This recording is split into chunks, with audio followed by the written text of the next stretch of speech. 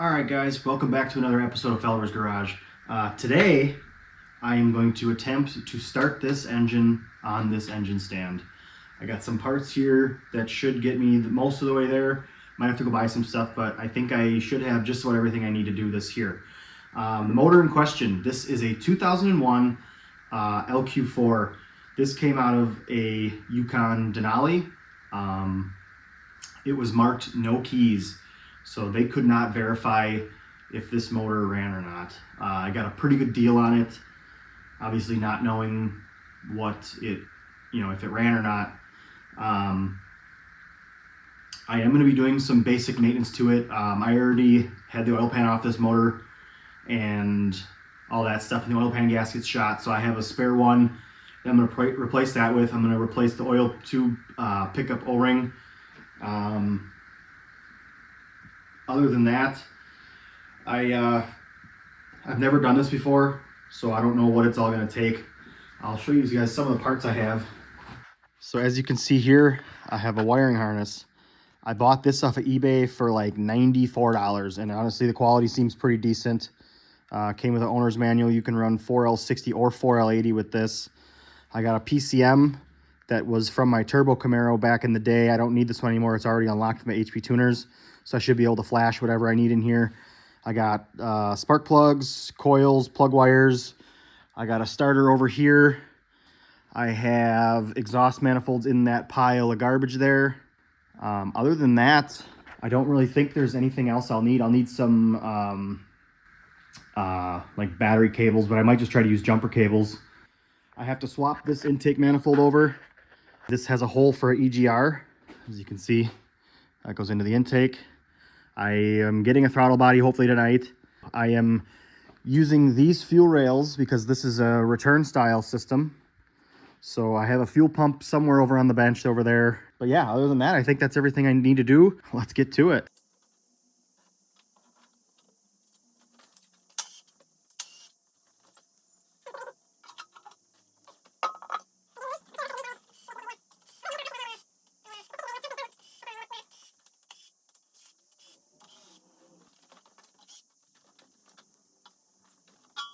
So yeah, this motor's kind of dirty, not too bad. I'd say this is about average for a higher mileage motor. I do not know how many miles are on this motor. I'm gonna guess probably at least 180, if not maybe 220. I don't know. But it looks overall not terrible. I think it'll run. I also bought a mechanical fuel or a mechanical oil pressure gauge so I can monitor how much oil pressure this thing's making. All right, so I'm just gonna prep this surface for a new oil pan gasket because it's kind of raggedy. All I'm doing is taking a razor blade and scraping this mating surface for the gasket. It's crucial that when you're scraping this stuff, always try to scrape away. That way things aren't falling inside of your engine. Dirt is the #1 killer of engines for sure. Be careful on your aluminum surfaces, those gouge easy.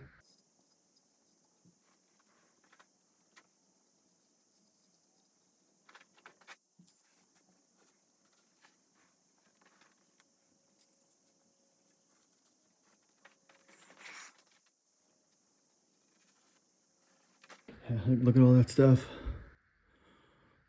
It's also important to note that these are oil passages for the oil filter. So it's very important that you don't let stuff fall in those holes.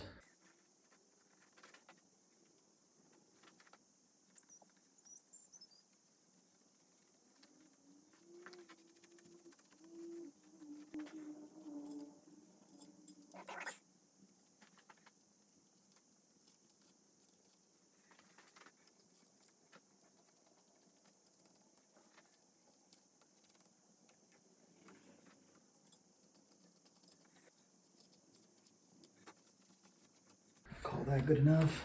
All right, so I got the oil pan mating surface cleaned up. I have the block mating surface cleaned up. I have the new O-ring on the pickup tube. Oh shoot, one thing I forgot. I gotta plug this off. This motor came originally with an oil cooler. Obviously, I'm not going to have that on this one. I have a plug somewhere, but I don't have a gasket, so I'm going to have to RTV it. Unfortunately, that kind of is sketchy, but whatever. You got to do what you got to do.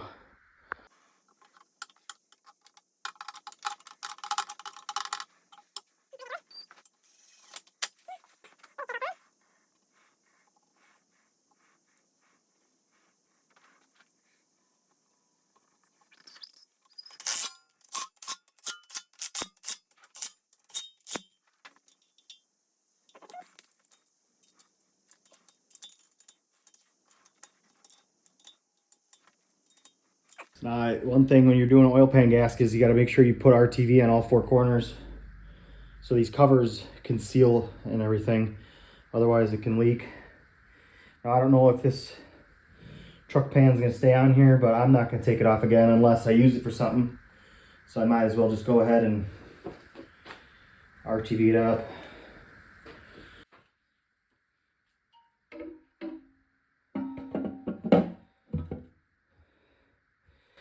Oh, dummy. You didn't even put the gasket on. You ding dong. Why don't you guys say something?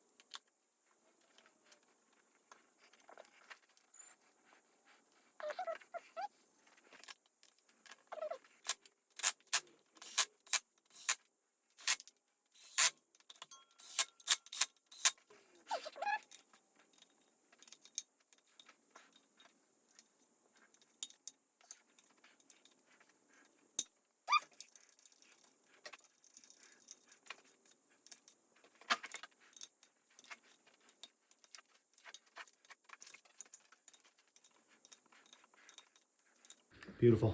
All right, oil pan's all buttoned up. Let's flip it around and get it ready to, get the intake swapped over.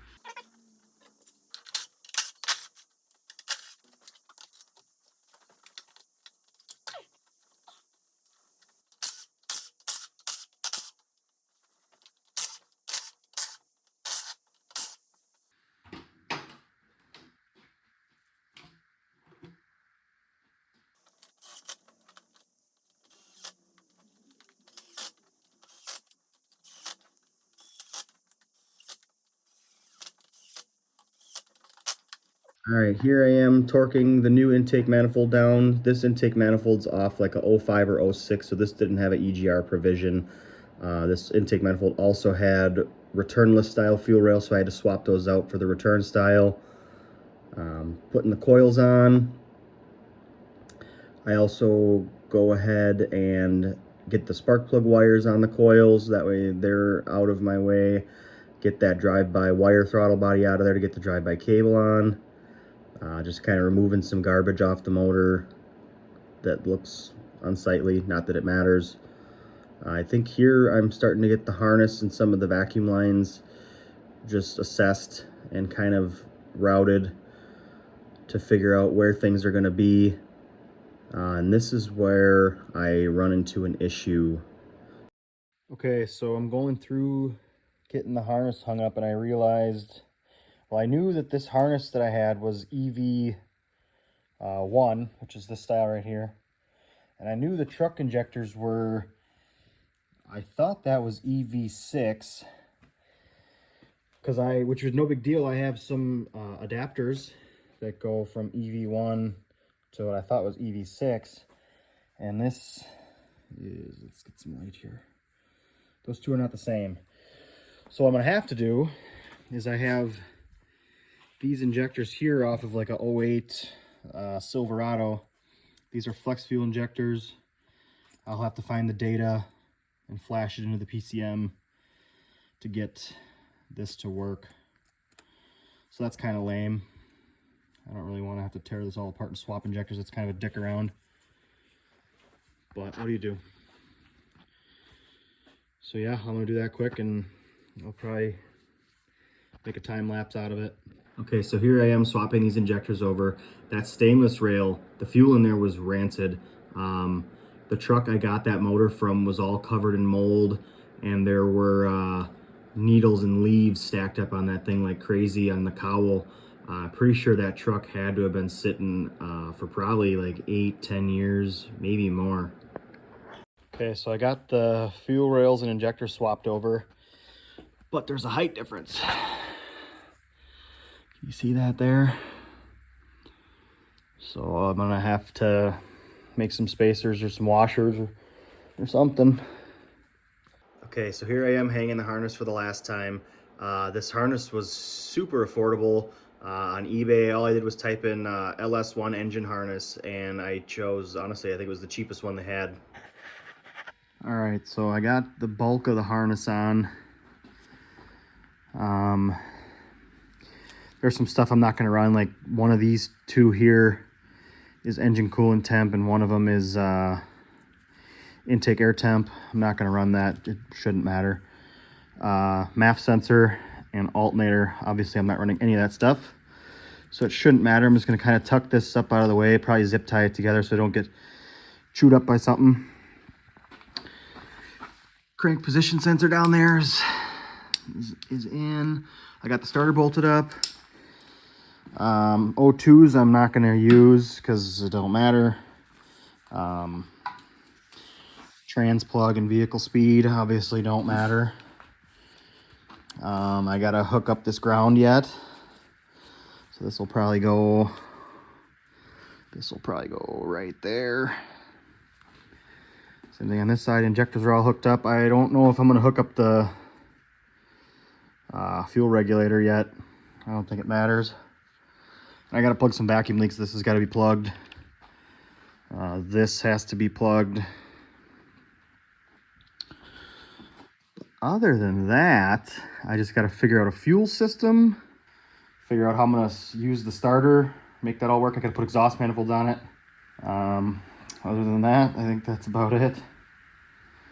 Yeah, I guess let's get to work. All right, here I am bolting up the exhaust manifolds. Just reusing some old gaskets I had laying around. The hardware I'm using for this is actually from stuff that I've saved. I think these are like timing cover bolts or oil pan bolts. They actually work really nice in place of the junk stock bolts that always break. All right, I got everything hooked up-ish.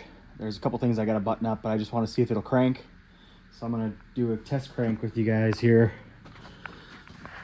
Okay, so basically all I gotta do is I'm gonna change this when it comes down to it, but this is your basically like key forward to start position, sends power to this wire, and this engages the solenoid, but this one is hot right now because this one goes straight to the battery. You can see over there. So yeah, all I should have to do is touch this to this and it should crank.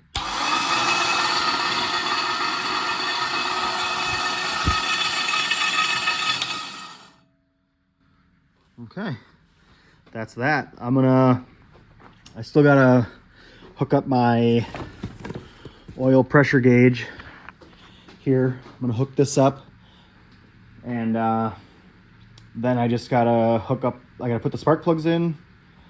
I gotta hook up the fuel pump.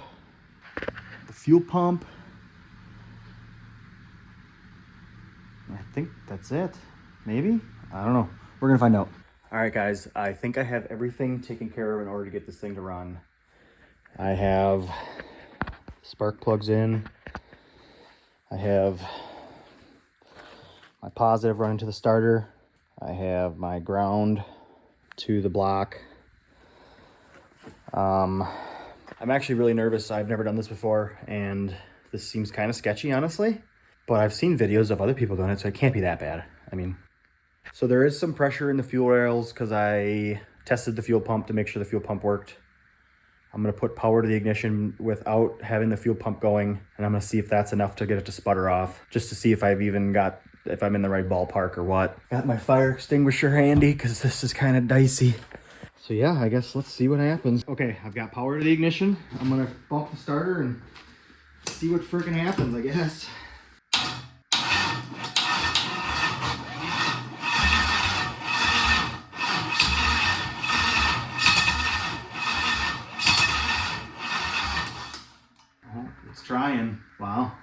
Okay. My ground is not happy. Get the fuel pump going once and see what happens.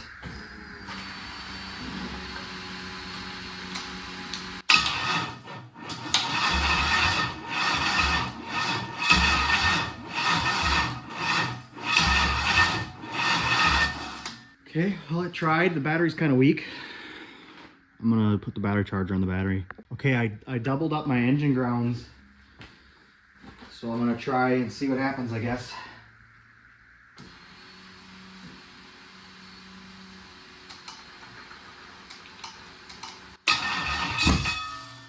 Woo!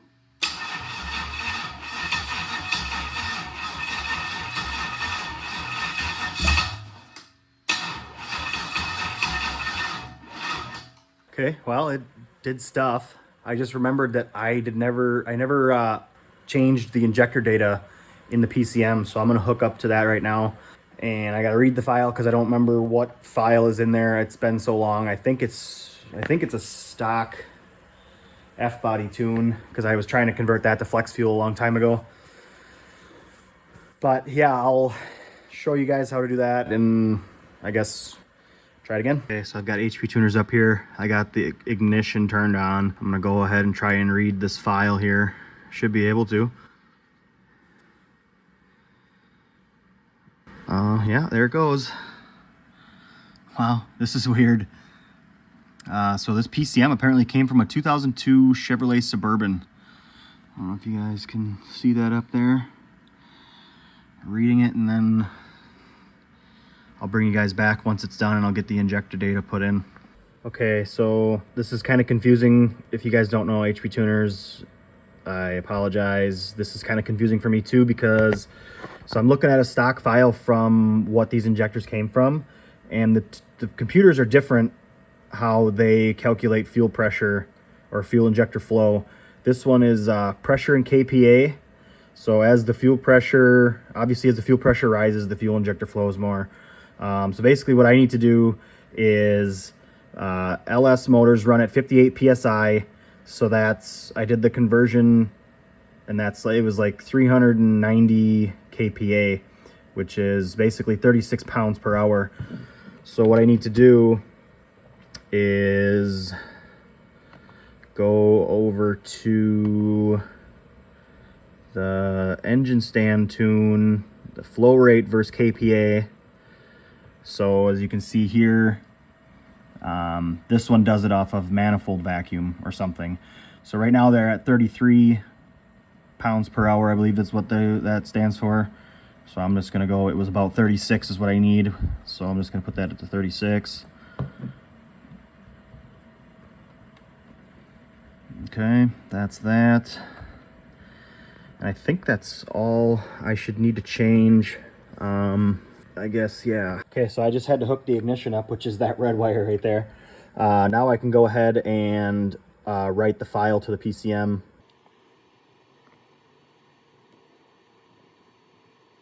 So it's doing its thing. Sorry if I'm a bit shaky, I'm friggin' nervous. I've never done this before, this is weird.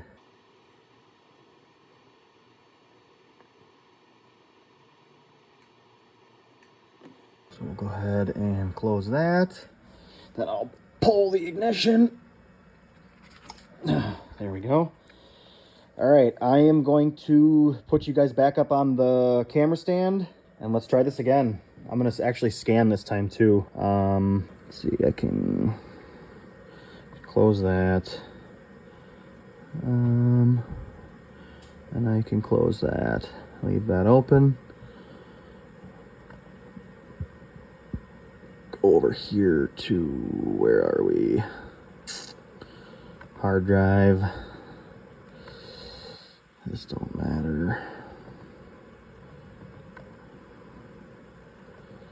PCM scanner.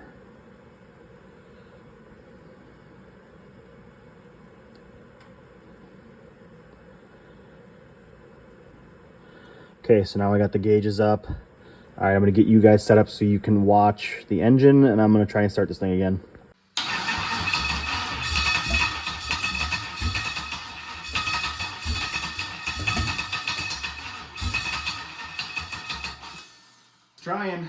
wish I could give it some throttle.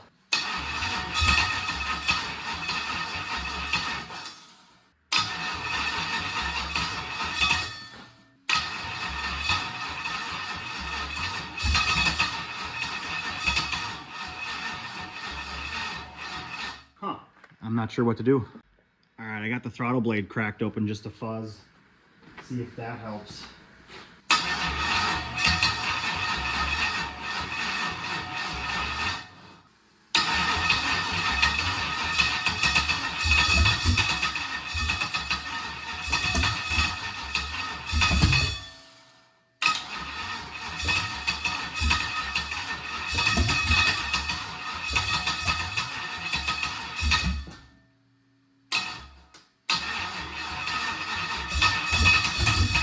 I'm gonna pull some fuel out of the PCM. It smells pretty fat. Okay, I hooked up the engine coolant temperature sensor because I think that'll affect the fuel delivery. So before I pull fuel out, let's see if that does anything for us.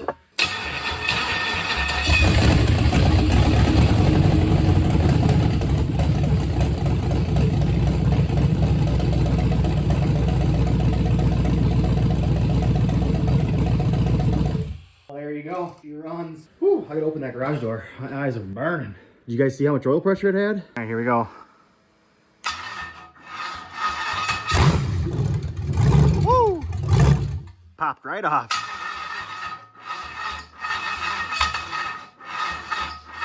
That battery is just kind of weak.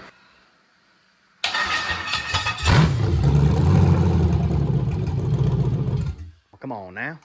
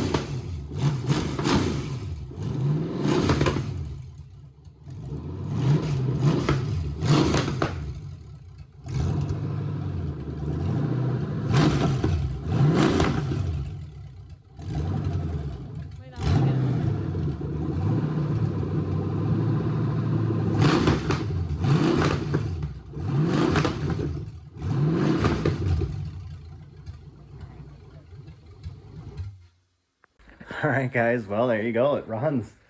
I'm kind of shaking. Honestly, that was kind of terrifying. My girlfriend just texted me, pissing him on. I just woke her up. Whoops. But yeah, so that's cool. Good motor. Sounds very healthy. All right, guys, so it's the next day. I was editing the video, and I realized there were some things I kind of brushed over kind of quickly or didn't even touch on at all, and I kind of wanted to talk about it so that way you guys, if you ever wanted to do this or whatever, you can, or you can at least see how I did it, so whatever. So vacuum leaks. I plugged this. I plugged this guy.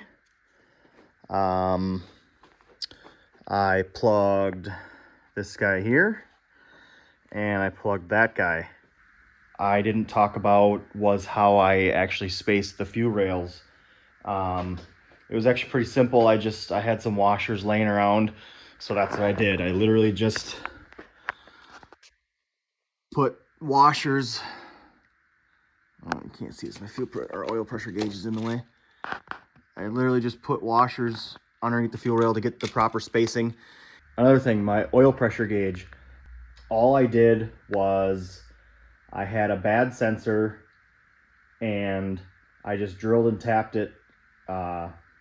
The metal base for 1/8 inch 27 NPT. So yeah, right there. Normally this would be like a plastic insert. Show you. So this is what would have been in there.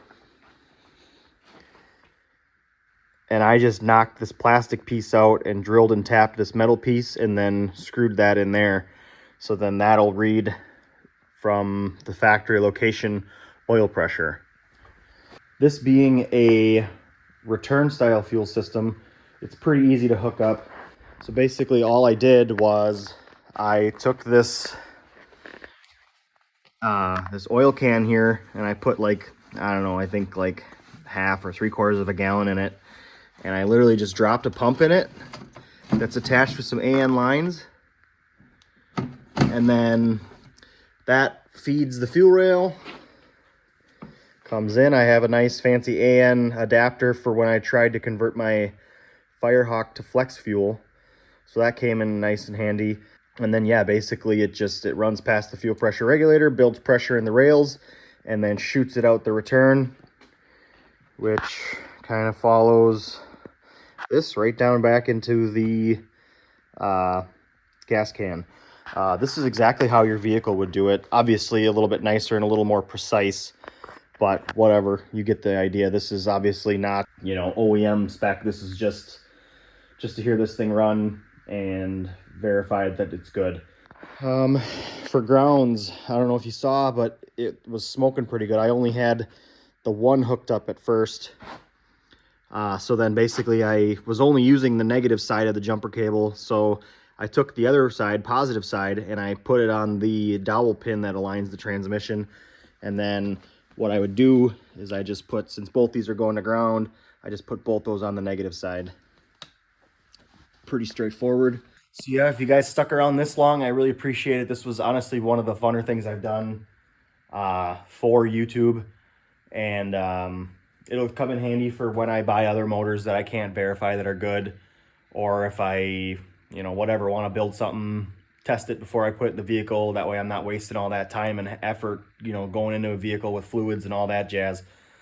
So yeah, this was super cool. I really appreciate you guys sticking around. If you could do me a solid and make sure you like this stuff, comment, share, subscribe. Doing me a huge favor. Thanks.